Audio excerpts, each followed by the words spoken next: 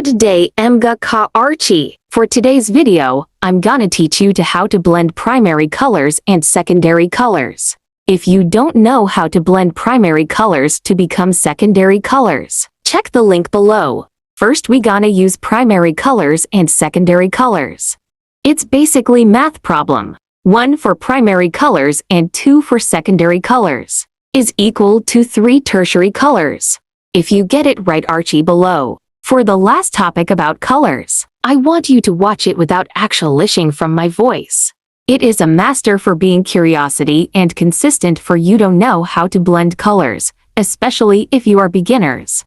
Ready, set, go!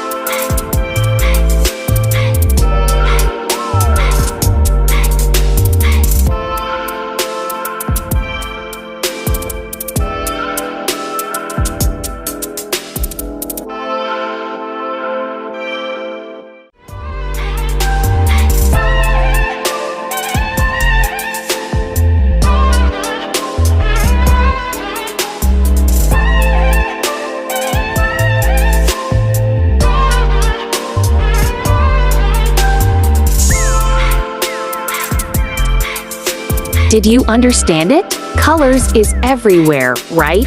Thank you and God bless.